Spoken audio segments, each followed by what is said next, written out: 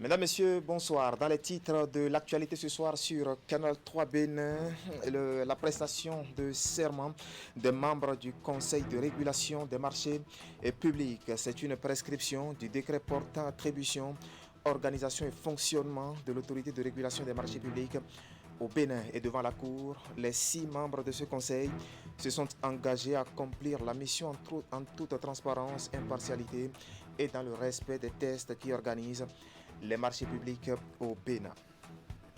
Nous parlerons ensuite de l'insécurité maritime qui préoccupe les États riverains du golfe de Guinée et pour l'élaboration des stratégies de croisade.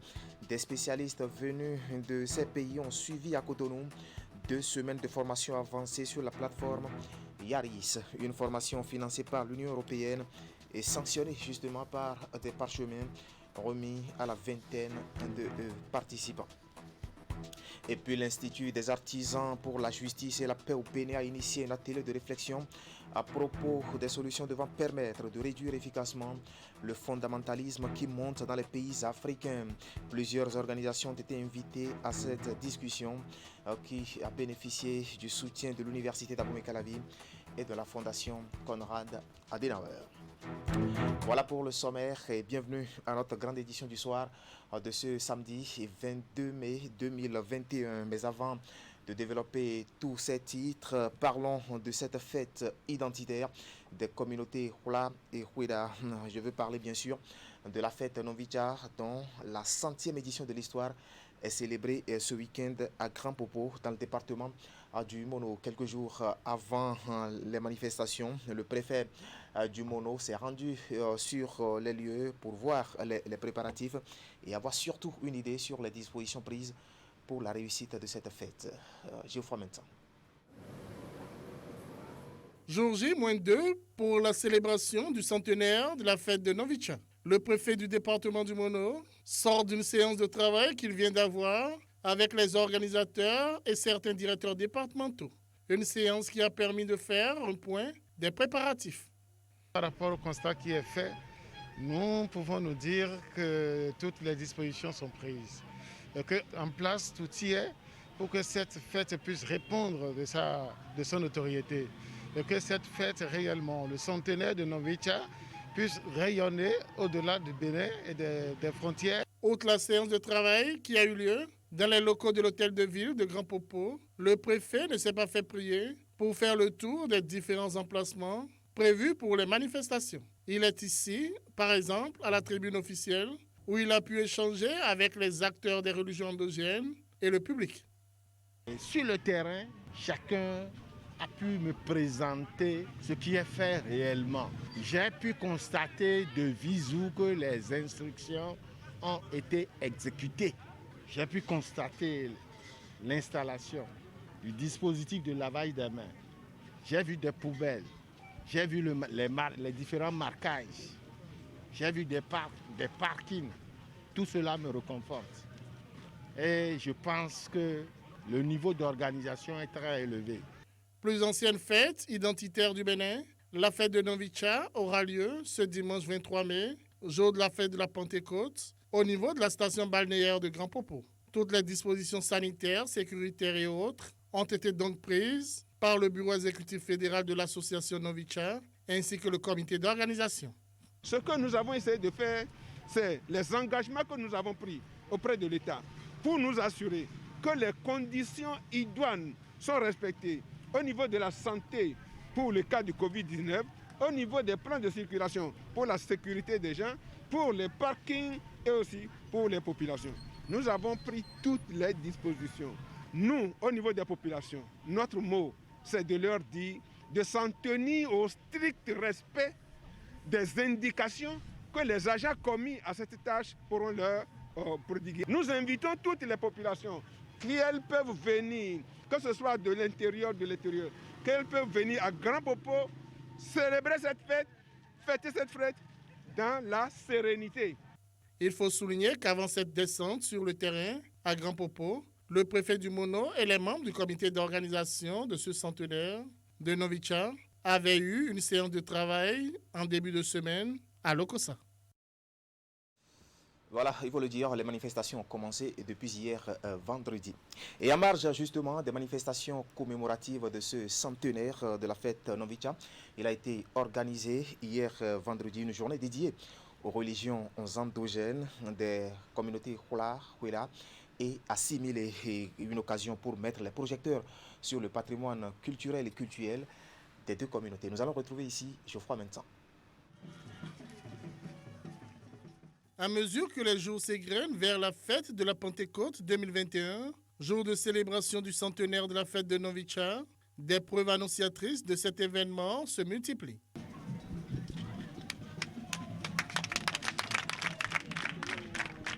Cette flamme qui s'illumine désormais depuis la matinée de ce vendredi 21 mai au mémorial de la place Novicha à Grand Popo en est une nouvelle preuve. La première chose que nous pouvons dire à tous nos frères, quels qu'ils soient, c'est que la fête aura lieu. Mais chacun doit respecter les mesures anti-Covid pour qu'on puisse se voir, célébrer la fraternité. L'instant allumage de la flamme de Novicha a été précédé du dépôt de gerbes sur le mémorial par les membres du bureau exécutif fédéral de l'association Novicha. Des membres conduits par le président de l'association qui ont ensuite donné le coup d'envoi des manifestations de cette journée consacrée aux religions endogènes. Nous ne devons pas oublier d'où nous venons, même si nous avons du mal à savoir là où nous allons. Nous devons reconnaître que nous vivons dans un certain milieu et que ce milieu a des règles, a des lois, a des manières de manifester l'existence de Dieu, a des manières de manifester l'existence de l'homme. Et nous avons des cultes et nous devons respecter ces cultes. Et c'est ça la signification de la journée endogène. L'assistance a eu droit à une procession des dignitaires, chefs de culte et autres adeptes des religions endogènes propres aux Hula, Huila et assimilés. Place ensuite sur le podium installé en bordure de l'océan Atlantique à des exhibitions des rythmes et danses dénommés Azandro.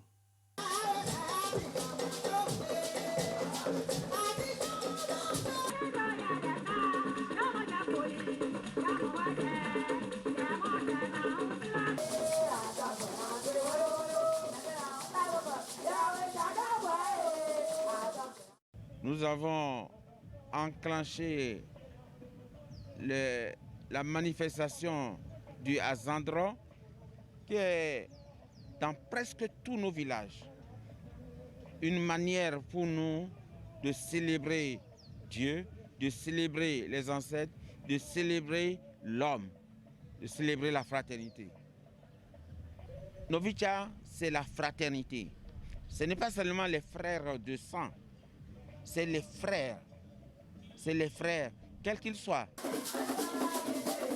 Cette journée consacrée aux religions endogènes a été une occasion de valorisation du patrimoine culturel et cultuel Hula, Huila et assimilé. Le public a ainsi eu droit à des tableaux présentant la densité et la diversité de la culture Hula, Huila et assimilée.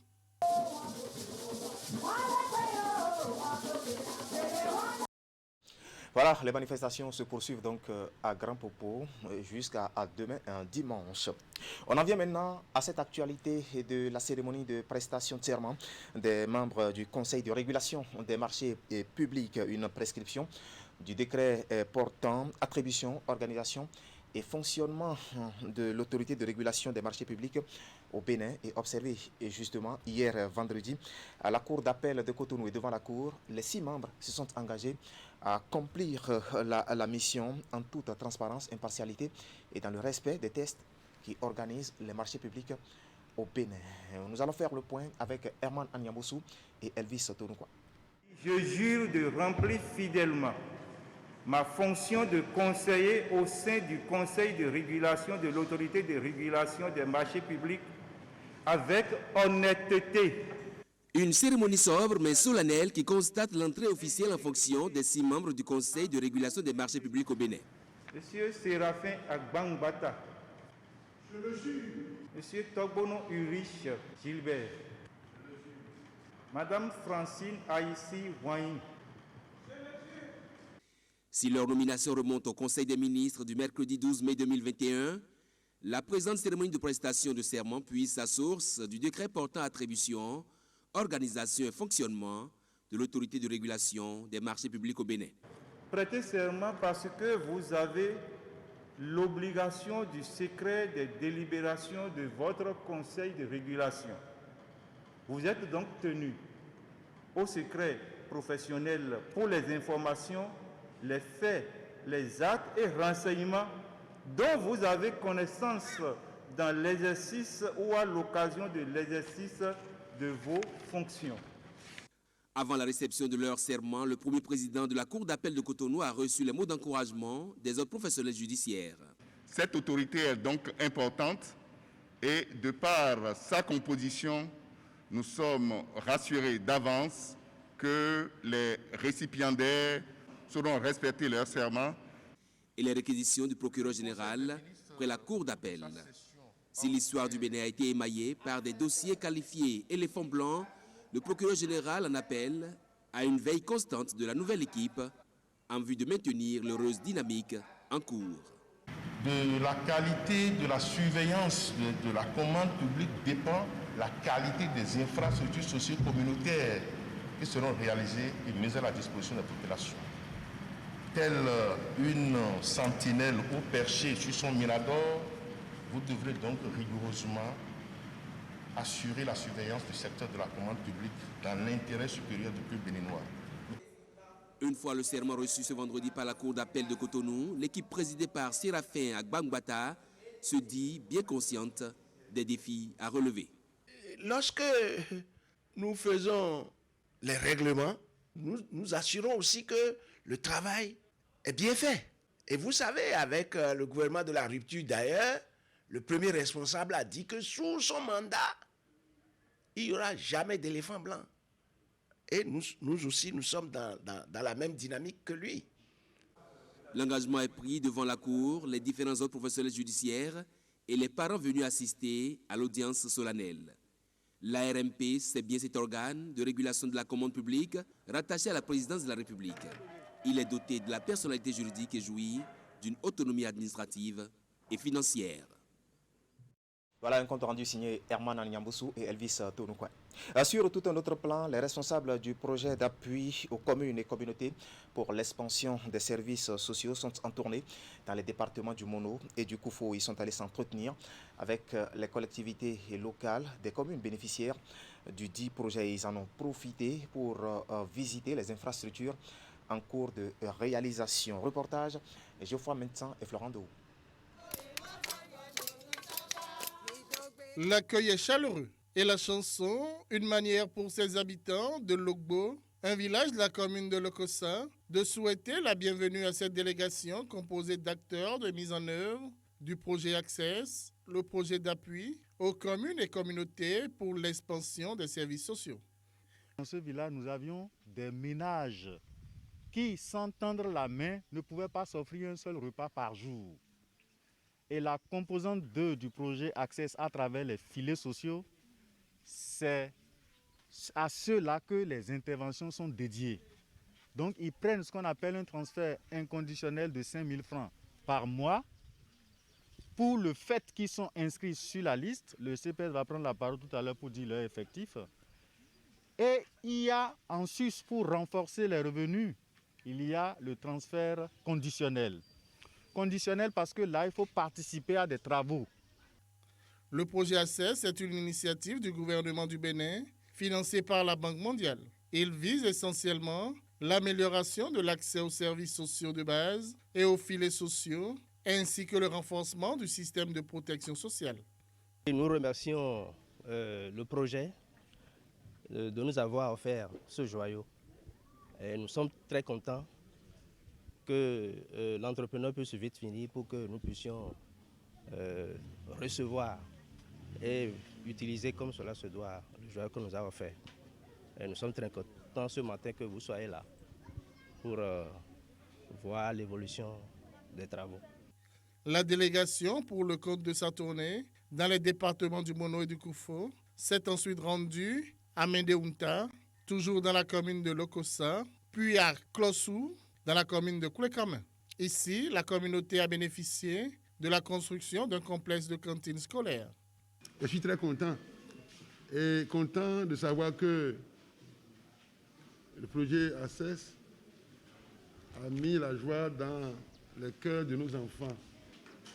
Content aussi de savoir que aujourd'hui, avec cette grande salle polyvalente là, nos enfants peuvent manger correctement, ils peuvent faire d'autres choses, d'autres activités, même culturelles. Les dernières étapes de cette tournée ont été Monkpassedji dans la commune de Lokossa, ainsi que le marché d'Adaon dans la commune d'Atiémé, où des boutiques ont été construites. Ce que nous avons visité dans le Mono Koufo est éloquent et je crois que nous avons ensemble partagé la joie, l'extrême joie des communautés qui sont sorties de la précarité et qui déjà développent des idées pour la pérennisation de ce que Access a apporté comme changement dans leur cadre de vie. Avant chaque descente sur le terrain dans les communes, une séance de travail est organisée dans l'enceinte des hôtels de ville afin de faire le point des 2 années de mise en œuvre du projet ACES. D'un projet à un autre, parlons maintenant de celui monté pour la transition agroécologique des zones cotonnières nommé TASCO. C'est un projet dont la phase expérimentale a permis au gouvernement d'améliorer substantiellement le niveau et la qualité de production du coton au Bénin. Et la phase 2 qui vise justement à renforcer la production cotonnière tout en préservant le sol et l'environnement a été lancée hier vendredi à Cotonou. Le compte rendu de la cérémonie de lancement est signé Ulrich Gaba et Rachidi Soubero. Sans langue de bois, le ministre de l'Agriculture exhorte ses collaborateurs à redoubler d'efforts pour porter le Bénin au-delà des espérances. Les prouesses réalisées par le Bénin ces dernières années, et qui l'ont d'ailleurs propulsé au rang de premier producteur de coton en Afrique, réconfortent le gouvernement du président Patrice Talon et suscitent de fortes ambitions de faire du Bénin une école en la matière. Le million de tonnes, on va se battre vaille que vaille pour l'atteindre d'ici 1-2 campagnes, mais après, nous allons nous asseoir définitivement sur le million et faire plus, mais de manière durable, sans éroder l'espace, sans compromettre les questions environnementales. Le Bénin doit être une école en la matière. Nous allons passer les technologies culturelles de coton, nouvelles formules dans les communautés. C'est comme ça, et c'est l'encadrement qu'il faut. Un rendez-vous donc doit être pris pour que rapidement nous allions à 1 million de tonnes. Mais je rappelle que la performance de la campagne dernière, au moment où nous publions les résultats, était de 728 000 tonnes. Elle a fini par se stabiliser à 731 000 tonnes. Cette détermination du gouvernement se focalise sur les expériences acquises durant la phase expérimentale du projet pour la transition agroécologique des zones cotonnières TASCO, qui s'est déroulée dans une dizaine de zones de production. Pour le lancement de la deuxième phase de ce projet financé par l'Agence française de développement, le ministre rappelle les défis du gouvernement en lien avec la protection de l'environnement. L'objectif de cette année, cette campagne qui commence, c'est d'avoir en moyenne 1 tonne 300 à l'échelle nationale. Les sachants doivent aller à 1 tonne 600, 1 tonne 700. Les gros producteurs, 2 tonnes, 2 tonnes 5. Mais nous ne pouvons pas atteindre cela avec des pratiques ordinaires et archaïques. Il est de notoriété publique que si vous avez un retard d'1 semaine par rapport à la date de semis, vous perdez jusqu'à 150 kilos par hectare. Pour y remédier, il faut avoir de nouvelles approches de semis. C'est ça que TASCO 2 va promouvoir à travers la mécanisation, à travers le semis, la préparation de sol par le cotrier. Le ministre exhorte donc ses agents à être des hommes d'action et de terrain afin d'aider les acteurs directs à améliorer la production cotonnière au Bénin tout en préservant l'environnement. Nous allons retourner dans le département du Mono pour évoquer la première session ordinaire de la nouvelle commission thématique eau, assainissement, infrastructure, de l'Association nationale des communes du Bénin. L'événement s'est déroulé en milieu de semaine à Lokossa et pour l'occasion, les nouveaux membres ont été installés. Tout s'est déroulé sous les yeux du président de la fêtière des communes au Bénin, Geoffroy Mentan. Pour plus d'efficacité dans ses actions et interventions, l'Association nationale des communes du Bénin, ANCB, après la mutation de l'une de ses commissions thématiques, la commission eau, hygiène et assainissement, en commission eau, assainissement et infrastructure, procède ici à l'installation des nouveaux membres. Membres de cette commission, nous sommes considérés comme des conseillers du Bureau national de l'ANCB sur les questions touchant l'eau, l'hygiène et l'assainissement qui renvoient à la dignité humaine et les infrastructures nécessaires à l'épanouissement de nos populations à la base. À ce titre, il est attendu de nous durant les 5 prochaines années des propositions, suggestions et recommandations permettant à l'ANCB de préparer au mieux ses plaidoyers sur des questions aussi cruciales que sont l'eau, l'assainissement et bien entendu les infrastructures.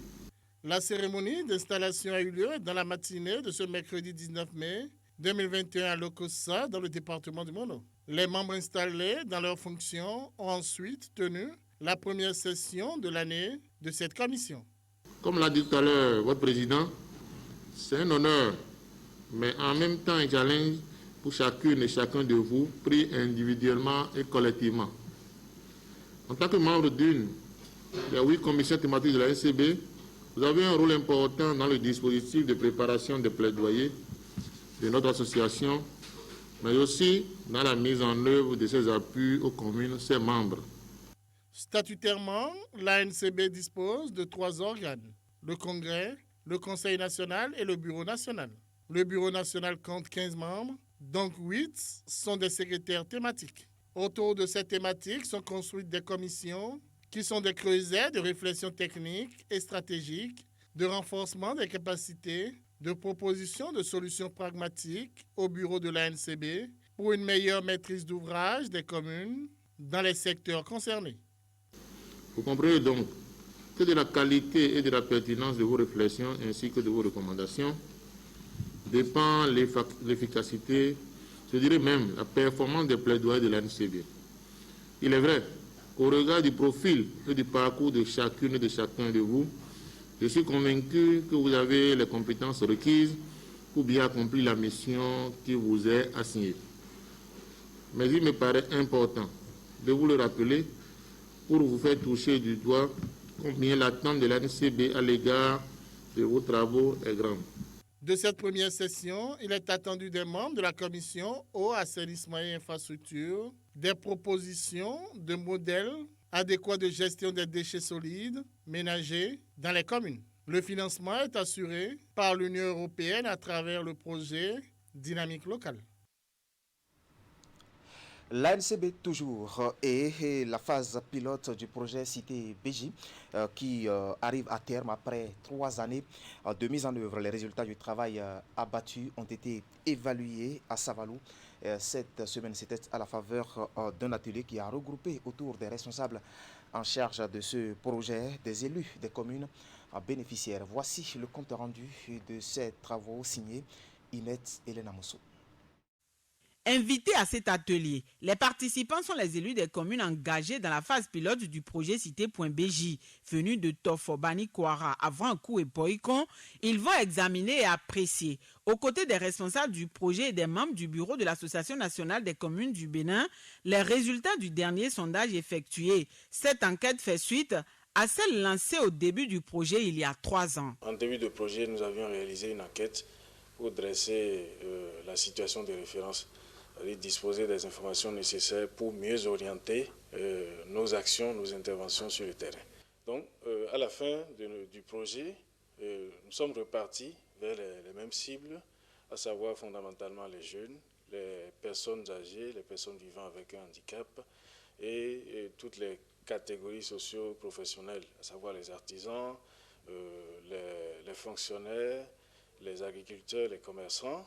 Donc, nous leur avons posé un certain nombre de questions et les réponses ont été comparées avec les réponses que nous avons eues il y a 3 ans. Des analyses, il a été constaté une amélioration de la participation des citoyens à l'élaboration et la conduite du plan de développement communal PDC. Ceci à travers les sensibilisations et activités diverses qui ont accompagné la première enquête, mais aussi les outils numériques qui ont été confectionnés grâce au projet. Ces derniers ont permis aux citoyens d'influencer par la prise en compte de leur avis l'élaboration des PDC des communes bénéficiaires du projet Cité.BJ. Les résultats, selon les responsables, sont satisfaisants, même si des efforts restent à faire. Il y a un plus grand nombre de citoyens qui connaissent maintenant le PDC. Désormais, les citoyens, depuis leur maison, peuvent avoir des informations sur les activités de la mairie, en l'occurrence sur l'élaboration des documents de planification. Néanmoins, il y a des efforts à faire, malgré toutes les sensibilisations qu'on a organisées. Pensent toujours qu'ils ne sont pas suffisamment impliqués. Donc les mairies présentes se sont engagées à faire davantage d'efforts pour qu'effectivement les citoyens se sentent concernés par ce qui se fait dans leurs communes respectives. Je suis sûr que nous ne sommes pas au point de départ. Mais ce qui serait intéressant, c'est qu'est-ce que nous allons faire de ça à l'avenir?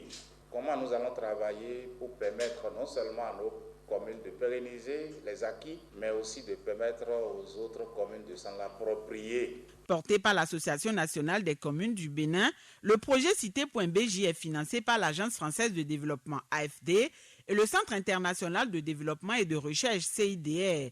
Les avancées enregistrées dans la gestion des affaires publiques locales grâce au projet sont appréciées.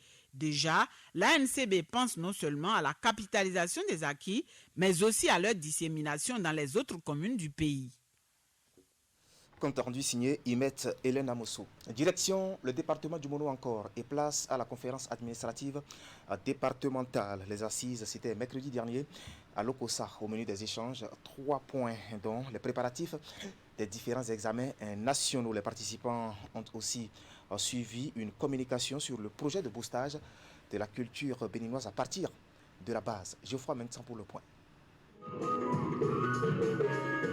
Instant détente, mais surtout de communication à travers l'art, la danse et l'art oratoire au cours de ce 5e rendez-vous de l'année de la conférence administrative départementale cadre du Mono. Tenu ce mercredi 19 mai dans la grande salle de conférence de la préfecture de l'Okosa. Cet instant a été la méthode choisie par Fidèle Anator, artiste et modérateur culturel, pour présenter à l'assistance son projet destiné à booster la culture béninoise à partir de la base. Cette communication est motivée par un appel, l'appel d'un retour à la source, parce que j'ai eu la chance très vite de connaître l'Occident. Et vous savez, un jeune qui a beaucoup voyagé est largement plus riche qu'un vieillard qui est resté tout le temps là où il est né. Alors j'ai réfléchi et j'ai dit pourquoi être artiste pour les autres. Il faut revenir à la source parce que ça ne va pas du tout dans mon pays. Ça ne va pas du tout. Pas parce que nous voulons que ça n'aille pas, mais parce que nous sommes un peu ignorants de certains aspects de la chose. Et c'est ça que je suis venu rappeler. C'est pourquoi j'ai parlé au début d'actes manqués. Donc c'est un appel de retour à la source doublement. Retour de l'extérieur vers mon pays, moi. Et retour de l'intérieur de mon pays où je suis à la base, donc au Mono-Koufo, d'où je suis natif. Donc c'est ces deux retours à la source pour pouvoir permettre de booster la culture par la base. On a parlé du plan de développement communal. Les plans de développement communaux s'élaborent à la base, le préfet l'a dit. Et comment se fait-il qu'à la base, on oublie notre propre culture? Avant Fidèle Anator, les membres de la cadre du Mono se sont penchés sur les préparatifs des examens du CEP, du BEPC et du Bac 2021. Et ceci après avoir eu droit à un point de la situation fait par les directeurs départementaux concernés. La plupart des directeurs ont avoué qu'ils ont terminé le programme dans pratiquement tous les champs de formation. Et nous-mêmes, quand on a fait la supervision, parallèlement à la supervision que les conseils pédagogiques et les chefs de région pédagogique ont eu à faire, nous pouvons dire que nos candidats sont bien préparés. Dans le Mono, l'effectif total des candidats au CEP 2021 est de 13 995 pour 50 centres de composition. Au BEPC, 6 767 candidats vont composer. Pour le bac, environ 4 000 candidats sont attendus. En général, il y a eu baisse pour ce qui est de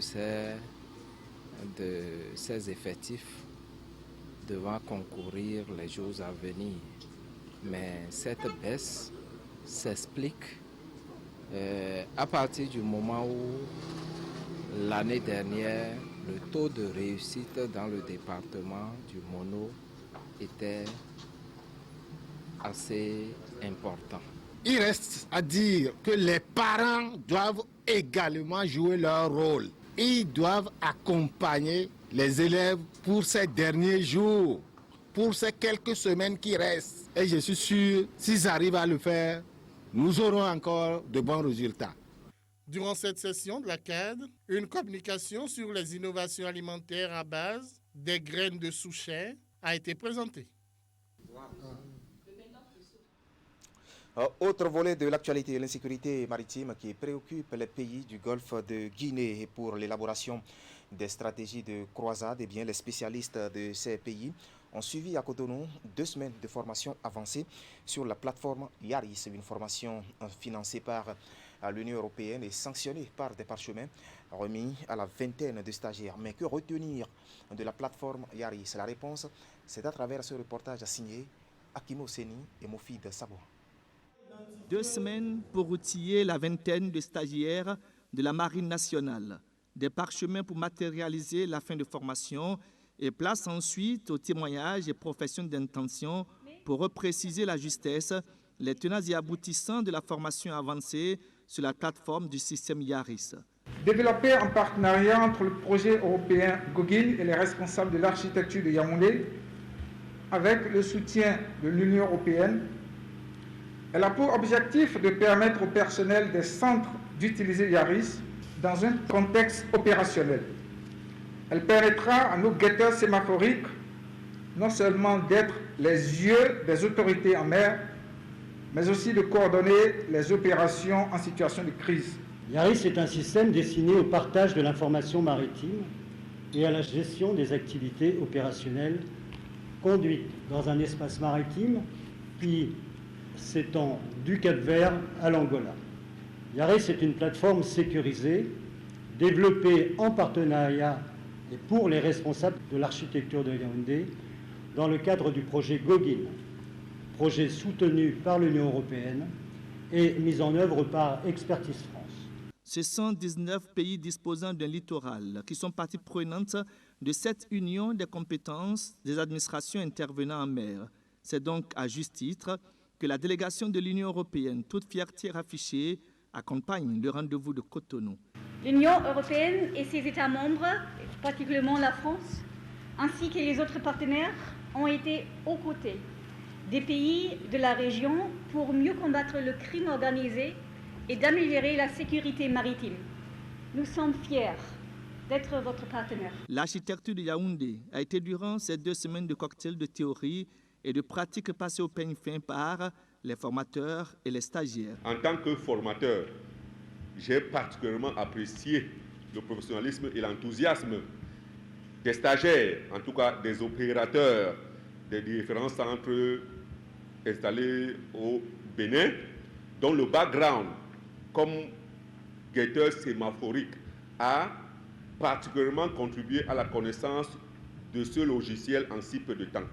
La formation avancée sur la plateforme Yaris, que nous avons suivie pendant les 2 semaines, vient renforcer les capacités opérationnelles de 23 personnels guetteurs de la Marine nationale. À l'issue de cette formation, le capitaine de vaisseau, préfet maritime, un sourire dans le coin, est persuadé que le Bénin améliorerait ses compétences de gouvernance maritime. L'Institut des artisans pour la justice et la paix au Bénin a initié un atelier de réflexion à propos des solutions devant permettre de réduire efficacement le fondamentalisme qui monte dans les pays africains. Les assises ont eu lieu hier vendredi à Cotonou et plusieurs organisations ont été invitées à cette discussion qui a bénéficié du soutien de l'Université d'Abomey-Calavi et de la Fondation Konrad Adenauer. Reportage Tanguy Agoy. À cet atelier ouvert à Cotonou pour discuter des mécanismes pour endiguer l'avancée du radicalisme et du fondamentalisme au sein des nations en Afrique, tous les regards se sont tournés vers l'Université d'Abomey-Calavi en tant qu'entité de formation et accessoirement d'éducation. Les 2 autres partenaires avec qui elle tient ce rendez-vous de réflexion, à savoir l'Institut des artisans de la justice et de la paix au Bénin et la Fondation Konrad Adenauer, ont insisté sur l'importance d'une formation qui façonne aussi l'âme. La lecture, l'écriture et l'arithmétique ne sont pas importantes si elles n'aident pas nos enfants à devenir plus humains. La montée de l'intolérance, de la haine et des violences multiformes dans la coexistence des communautés observées à l'intérieur des États en Afrique de l'Ouest interroge la cohérence des systèmes éducatifs, précisément l'éducation aux valeurs de tolérance, de vivre ensemble et de coexistence. Pour renverser la tendance montante et inquiétante du phénomène, les acteurs ici présents attendent beaucoup des cadres de formation comme l'université. Mais à son tour, elle jette aussi un pavé dans la mare de ses vis-à-vis. C'est un travail collégial d'éducation pour enrayer très tôt les comportements d'intolérance et de violence, travail qui commence à son avis déjà au pas de l'église par exemple. Ces petits gestes au quotidien, nous devons tous travailler à les bannir de notre société, à apprendre à nos enfants par l'exemple, à leur apprendre par l'exemple les bons comportements. Et de ce point de vue, je voudrais faire un clin d'œil aux 10 commandements. De mon point de vue, le meilleur de ces commandements, c'est « Tu aimeras ton prochain comme toi-même ». Tout y est condensé. Les débats ont été ainsi lancés pour cette 6e édition de cet atelier de l'IAJP Bénin, dont le thème général cette année est « Droits de l'homme et chemin de l'humanité ».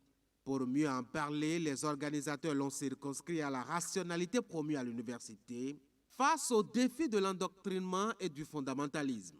Il s'agira d'arriver au bout des discussions à impliquer dans la lutte et pour des résultats efficaces des mouvements de jeunesse de l'université d'Abomey-Calavi pour des actions concrètes.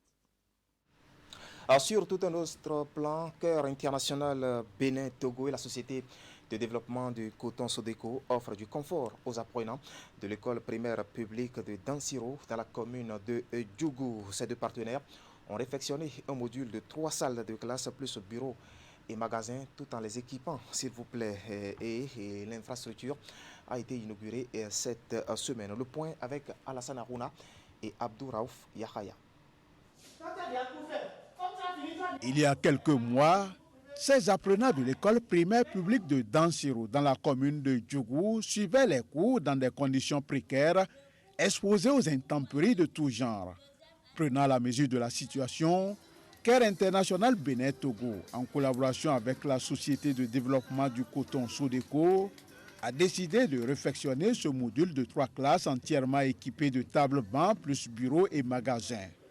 Mais avant la réfection de cette infrastructure, le partenaire financier s'est inscrit dans une démarche participative en laissant le soin aux parents d'élèves de choisir librement l'école devant bénéficier de cet appui. Cœur, avant de réaliser cette réflexion, a laissé le choix aux acteurs de l'école,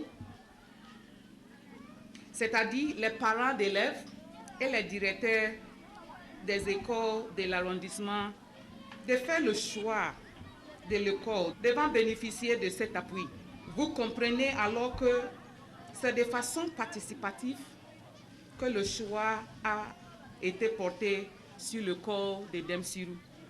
Je profite pour inviter les acteurs de cette école à en faire un bon usage. La réfection de cette infrastructure scolaire est financée par Cargill. Elle s'inscrit dans le cadre du projet Soutenir les femmes et les enfants des communautés cotonnières. La matérialisation de ce projet de réflexion me donne un motif de pleine satisfaction. Elle m'enseigne aussi qu'un partenariat intelligent et efficace comme le nôtre est celui qu'il faut pour booster le développement de nos localités, de nos communes. D'un montant d'un peu plus de 14 millions de francs CFA, l'infrastructure rénovée permettra aux apprenants et encadreurs de mener leurs activités pédagogiques dans de meilleures conditions. Nous remercions très sincèrement le NG Cœur et tous les partenaires qui n'ont aménagé aucun effort pour la réhabilitation de ce joli bâtiment. En ce moment où nous célébrons la solidarité agissante, je voudrais, au nom du maire de la commune de Djougou, vous remercier pour avoir initié ce projet qui aujourd'hui permet aux enfants d'étudier dans de bonnes conditions parce que leur salle de classe a été réfectionnée, mise aux normes et peut aujourd'hui autoriser un apprentissage de qualité. Dans sa démarche de toujours créer un environnement propice à l'épanouissement de l'enfant et à l'autonomisation des femmes des zones cotonnières, Care International Bénin Togo et son partenaire Sodeco ne comptent pas se limiter à cette seule réalisation. Ils prennent l'engagement d'étendre leurs actions à d'autres communautés de la zone d'intervention du projet. Voilà, du confort donc pour ces apprenants. Ouvrons à présent une page consacrée au sport. D'abord, la Fédération béninoise de taekwondo qui a renoué avec l'organisation de différentes activités sportives après une trêve imposée par la pandémie du coronavirus. Et la saison sportive 2021-2022 a été officiellement lancée ce samedi à Cotonou. Le compte rendu de Teddy Goudalo est présenté ici par Clément Achadé. À la Fédération béninoise de taekwondo, les activités sportives au titre de l'année 2021-2022 reprennent de plus belle. En témoigne cette séance d'entraînement inaugurale qui permet aux pratiquants de confronter leur savoir-faire dans cette discipline. Le temps mort observé est dû à la pandémie de Covid-19 qui bouleverse depuis quelque temps les habitudes.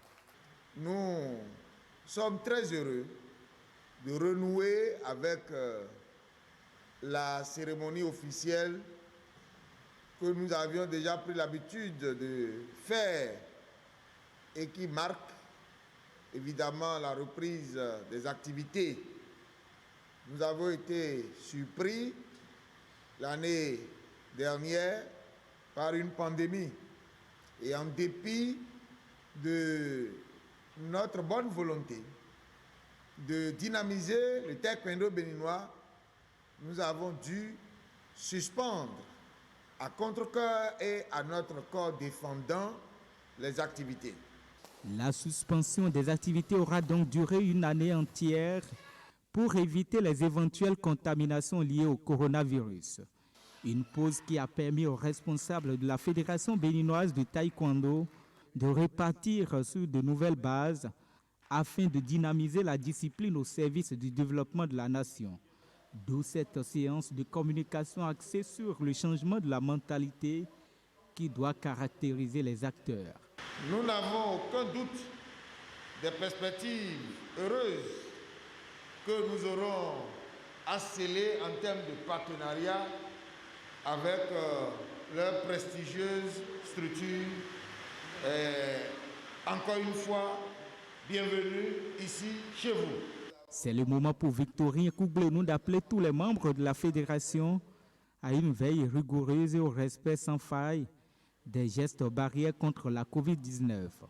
Ceci ne doit pas être une source de relâchement au travail bien fait, a-t-il martelé à ses collaborateurs. La tempête, je l'ai dit, elle est toujours là. Mais pour autant, est-ce que c'est parce qu'il y a la tempête que les navires ne vont pas continuer à desservir les différents ports? Vous le connaissez, vous connaissez la réponse. Eh bien non, on doit pouvoir s'adapter à la tempête afin de toujours continuer à naviguer. C'est le sens de la reprise des activités ordonnées par le gouvernement du président Patrice Talon et ceci en respect davantage de gestes barrières. Voilà, c'était bien sûr la Fédération béninoise de taekwondo. Enfin, du vélo avec le 16e tour cycliste international du Bénin. Nous allons revenir ici sur la 4e étape lancée à Boïcon, partie de l'hôtel de ville. Eh bien, les coureurs ont rallié Lokossa après avoir traversé les villes d'Abomey, Koulekame et Dogbo. Et à l'arrivée, c'est un trio composé de Burkinabés, Ivoiriens et Nigérians qui est sorti vainqueur. Imet Elena Mousso. Démarré il y a quelques jours, le 16e tour cycliste du Bénin se poursuit. Après Djougou, Boukoumbe, Tukutuna et Parakou dans le septentrion, Boïcon a accueilli ce jeudi les 36 participants à la compétition. Vainqueur du maillot jaune à l'issue des 3 premières étapes, le Burkinabé Paul Domon entame avec confiance cette 4e journée. Bon, le challenge est simple, à la fois compliqué. C'est garder le maillot jaune qu'on a pu prendre, Dieu merci, à la première étape. Maintenant, ça va être de le garder encore aujourd'hui, comme ce qu'on a fait hier et puis avant-hier. Voilà. Arrivé 3e à la 2e étape de Tukutuna Djougou grâce à Idriss Abdoul Bachiki, le Bénin entend saisir l'occasion de cette journée pour se repositionner. Alors ça me tient beaucoup à cœur de gagner au moins les étapes. Jusqu'à présent, je tourne autour, mais ce n'est pas encore ça. Donc, c'est un moment très propice. Oui, en 3e position. Et hier, il y avait de petits soucis mécaniques, techniques, ça a joué. Mais aujourd'hui, ça va être très fort et très vite. Il faut gagner pour faire plaisir à notre patron, à notre partenaire, que est Sébastien Yves qui a beaucoup mis dans le vélo. La Suéba qui nous a beaucoup aidé. Donc, il faut une victoire, nécessairement. Aujourd'hui, comme c'est plat, c'est arrivé direct. On va essayer de gagner aujourd'hui. À cette 4e étape du 16e Tour cycliste du Bénin, 329 km ont déjà été parcourus par les coureurs durant les trajets Djougou-Boukoumbe, Tukutuna, Djougou et Parakou. Les participants se sont désaltérés avec Aquabel. L'eau minérale ainsi que la boisson Insicel Énergie sont présents grâce à la société béninoise des brasseries Sobebra à travers sa marque Castel Beer. Sponsor officiel de ce tour, Castel Beer soutient le rayonnement du cyclisme africain en général. Cette marque de boisson offre aux consommateurs des moments de passion et de communion. Castel Beer, ils sont là beaucoup sur tous les tours, je crois même au Tour du Faso. Ils sont là, ils accompagnent vraiment beaucoup le cyclisme en Afrique et ça c'est une bonne initiative. Bon, ça dit leur présence, c'est très important dans notre cyclisme actuellement parce qu'ils sont là, surtout côté maillot jaune. Chaque fois je les vois en Côte d'Ivoire un peu partout. Ils sont reconnus. Donc merci pour le travail qu'ils font. Donc merci pour le soutien et merci pour tout. Parti de l'hôtel de ville de Boycon, les différentes équipes ont traversé Abomey et Koulekame Dogbo avant de rallier Lokossa. À l'issue de ce parcours, long de 87 km sur la route nationale inter-État numéro 4, c'est le Burkinabé Salifou Yarbanga qui s'arroge le maillot jaune. Il a été rejoint au podium par Vitalis Bettel du Nigeria et Antoine Kouadio de la Côte d'Ivoire, respectivement 2e et 3e. Voilà, c'est l'essentiel à retenir ce soir de l'actualité sur Canal 3 Bénin. Le journal a été préparé par l'ensemble de la rédaction qui, par ma voix, vous remercie de nous avoir suivis. Restez en compagnie de nos programmes. Moi, je vous retrouve demain dimanche, si Dieu nous prête vie. Bonne suite de week-end à toutes et à tous et à demain.